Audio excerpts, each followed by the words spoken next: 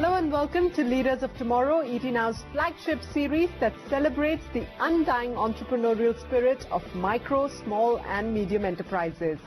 On the show today, CMD of National Small Industries Corporation, Ravindranath, tells us how small companies can get technical, financial and marketing support to scale up. On Bright Sparks tonight, we feature 1469, a unique apparel brand that offers employment to rural women in Punjab and has a fan following of sports stars as well as film celebrities. And Audi India, a 17-year-old company that offers all kinds of stationery products to multinationals, PSUs, government organizations and more. So that's what we have in store for you over the next half hour. Let's begin then right away with our Bright Sparks. Our first Bright Spark today is a unique conceptual apparel and accessories brand called 1469. It fuses tradition with creative passion in its unique range of products that have found a fan following in renowned sports and film celebrities.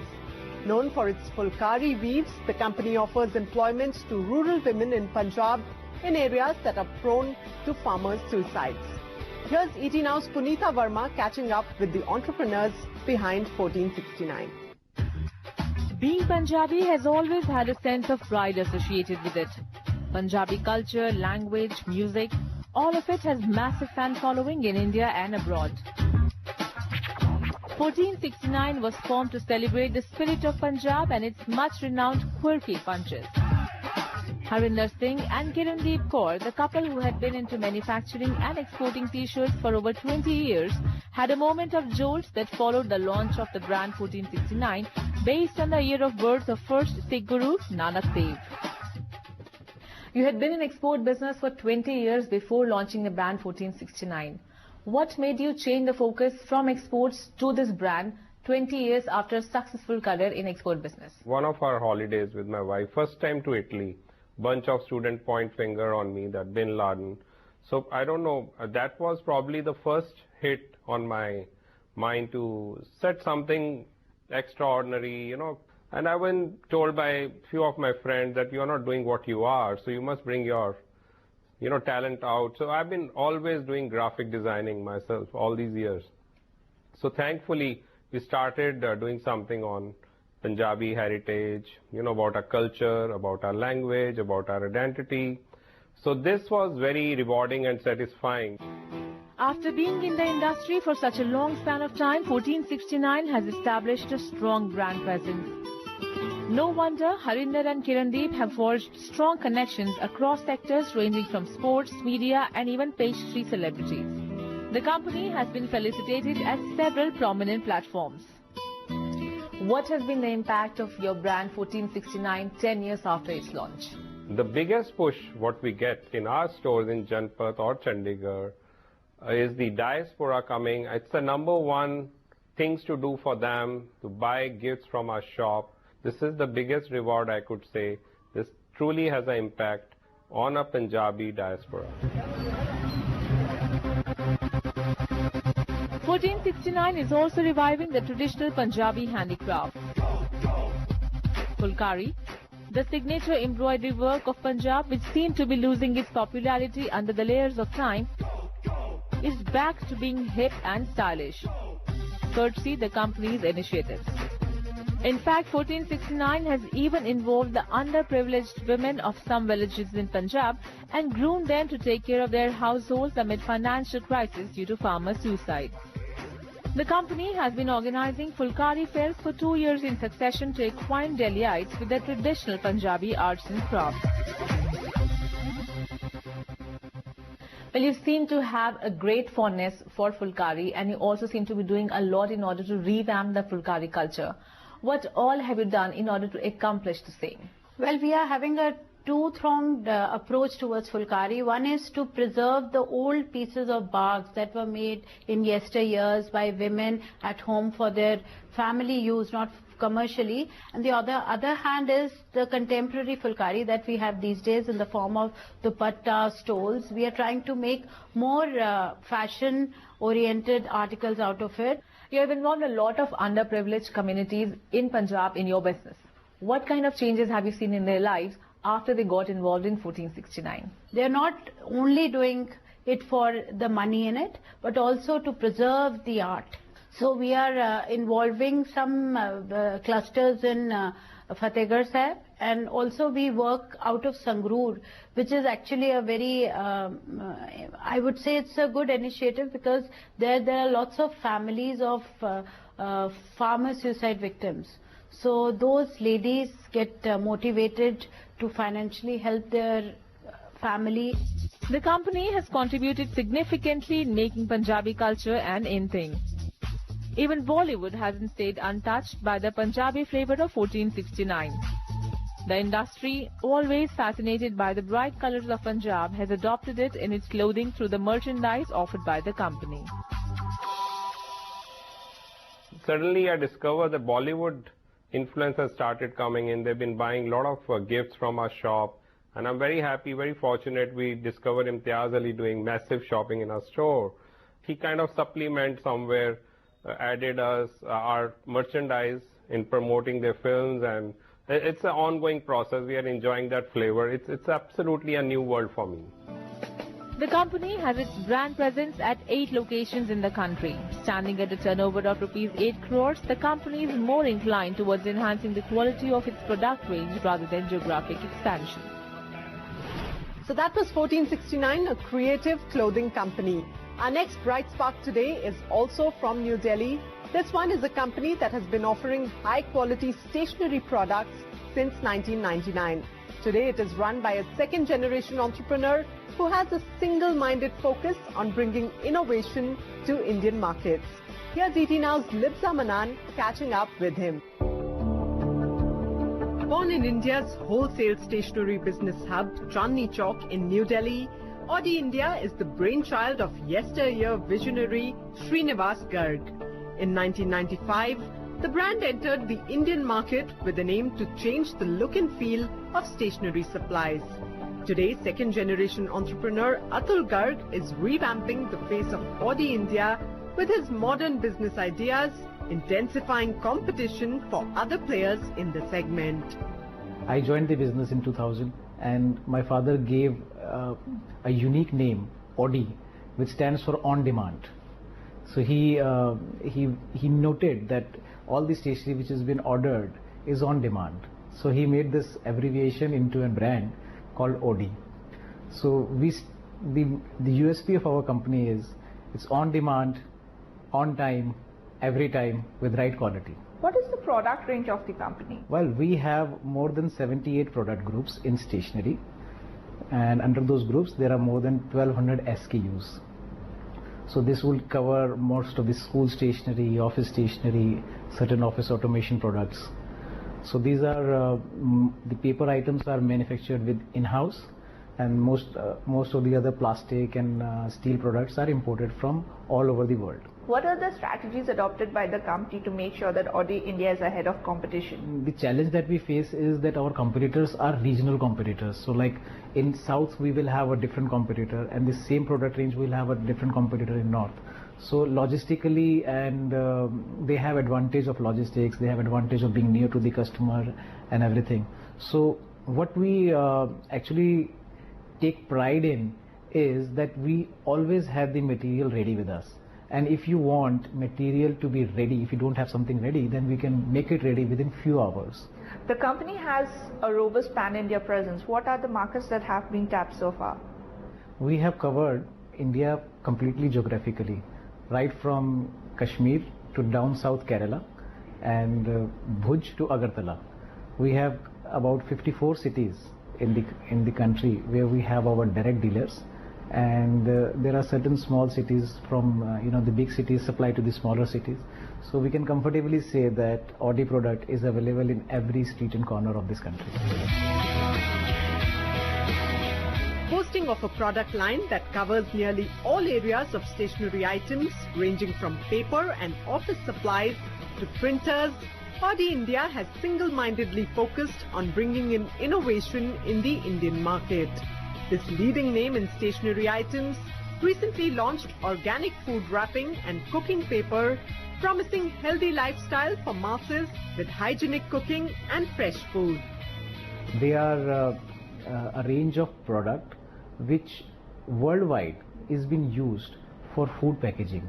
But in India, we don't use a real hygiene way of food packaging. So we have launched a product which is similar packing as aluminum foil, but it's a food grade paper, and our factory has been certified with ISO 22000 for making such papers, and this paper would be available very soon through all the retail outlets in this country. There is a lot of focus on Modi's Make in India campaign. How do you think Audi India is contributing to the same? Right from the time when Make in India was announced, I had this thing in mind to actually collaborate with one or two of my existing suppliers to ask them to set up a joint venture or a factory here, because they know how to produce. I mean, they are very technical people. So if they are able to produce in India and take leverage of our strength in the marketing, then it will definitely help us. And going forward, this ease of business by our PM would definitely be a right step in this direction. Talking a bit about the future prospects of the company, where do you want to take it from here? What is your vision for the next couple of years? I want to see my company 20x from now, because the new products that we have launched, they have tremendous potential to be in every household of this country. So I think that we have a long way to go. With a brand name that signifies on demand, Audi India is today a leading name in the Indian stationery market. The company's 3 factories and central warehouse in Delhi guarantee on-time deliveries of its superior quality products. Today, Audi's pan-India presence is delighting school kids with a funky product range and providing ease of doing work to office goers across the nation. So that was the success story of Audi India from New Delhi. Let's take a short break at this point. On the other side, we'll meet the CMD of National Small Industries Corporation, Ravindranath, and find out how the NSIC can help you scale up your business. Stay with us on Leaders of Tomorrow. Welcome back to Leaders of Tomorrow, only on ET Now. Next up is our special segment called Insight, where we bring you conversations with industry leaders, policymakers and academicians on subjects that matter to the MSME sector. The National Small Industries Corporation plays a pivotal role in promoting micro, small and medium enterprises.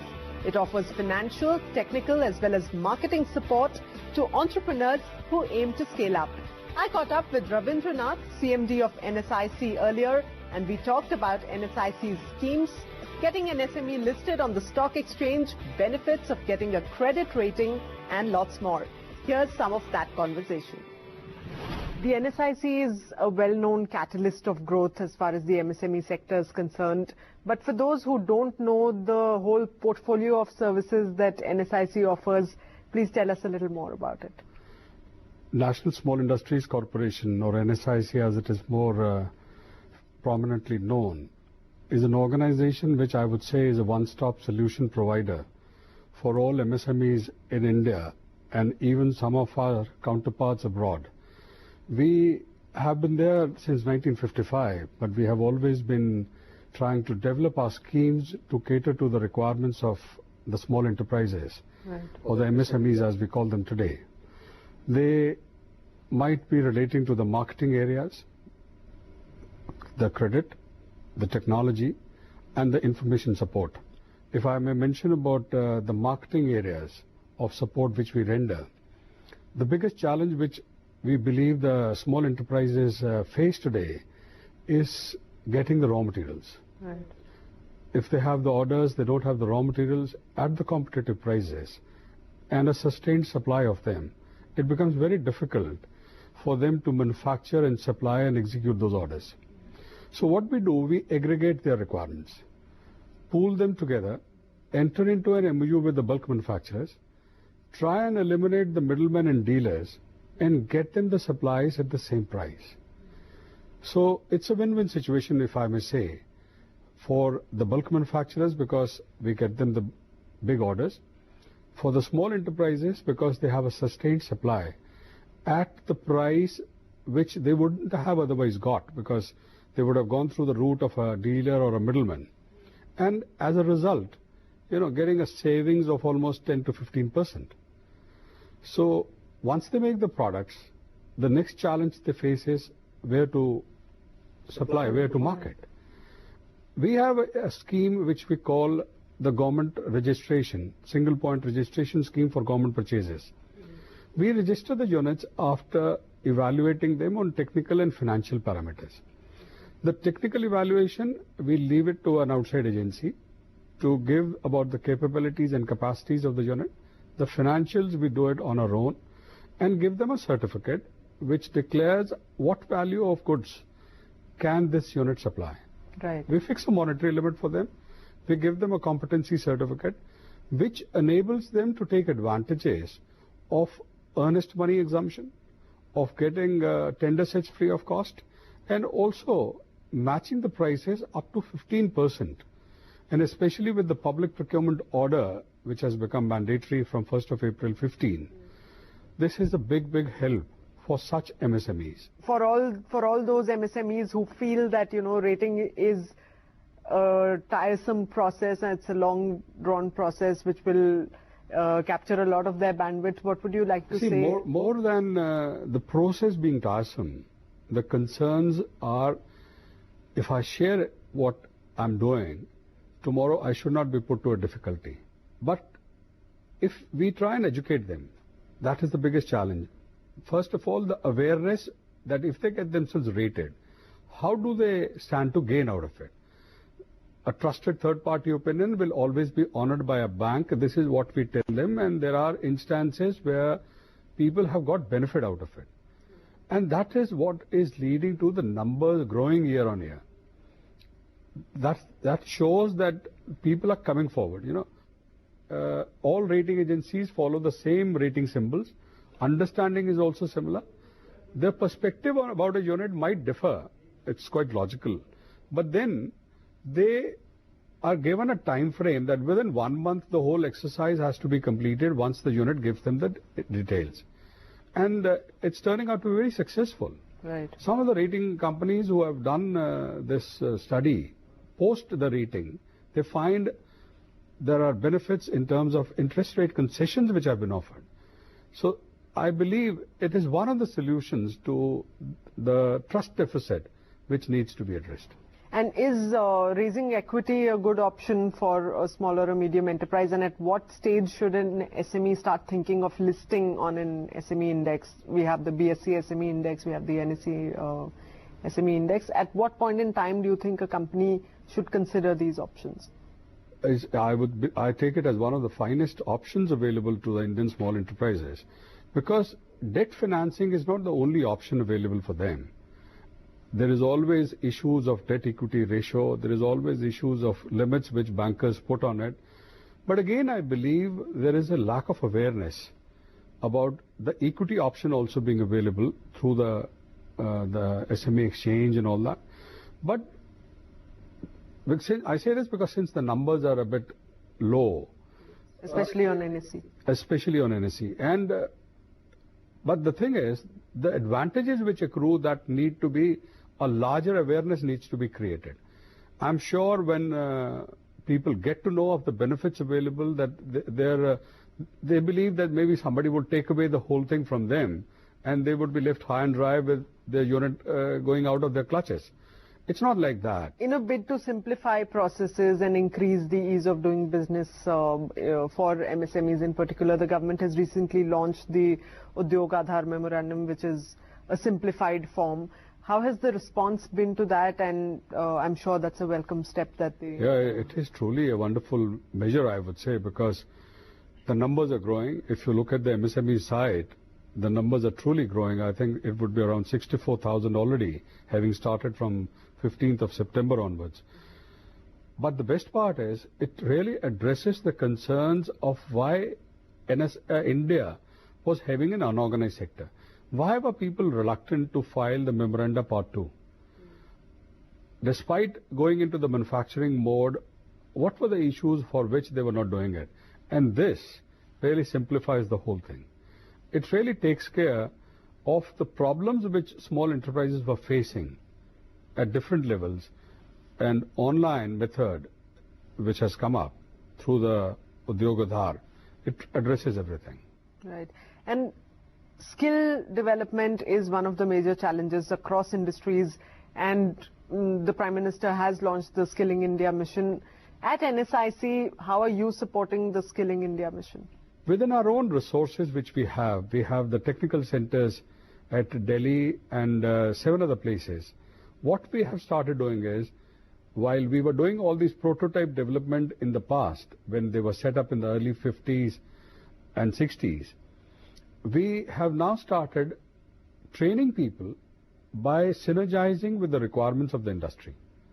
So all these skill courses, be it in the conventional areas, be it in the other high-end areas, we started running them as per the requirements of the industry. And the best part is, now we are able to have synergies between the industry requirements as they come for doing the campus placements with us, and the students who learn from us have an assurance that they would be picked up by the industry and they would be getting jobs. And the other big challenge is the adoption of technology.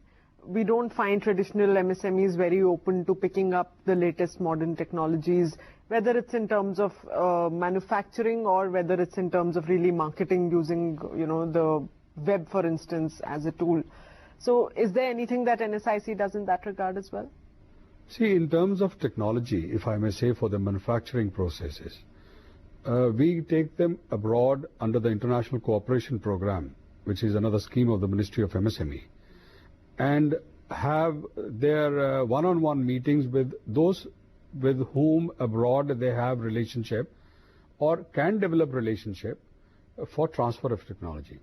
But when it comes to marketing their things, one of the steps which NSIC has recently taken is that we have also started a B2C portal to enable these SMEs to put their products on that portal for marketing purposes.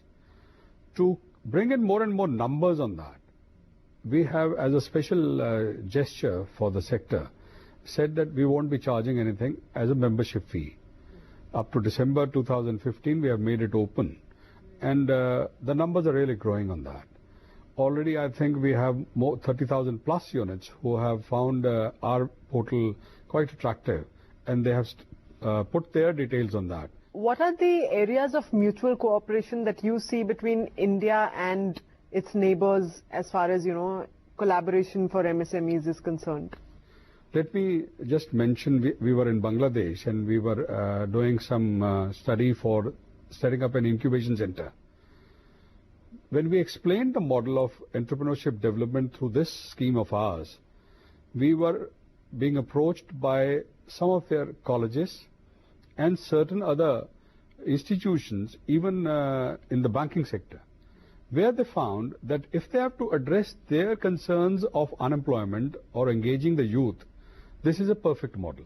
So if we can do this with our neighboring country, I'm sure even in areas of technology, products which are being better made at other countries, we can bring in the best practices and or their technologies to us. Wherever we support them, we have a better technologies, we can share with them. And the Prime Minister has the ambitious Make in India plan. How huge is the opportunity for MSMEs as far as Make in India is concerned? It is going to open up, I would say, if the world conglomerates walk into India.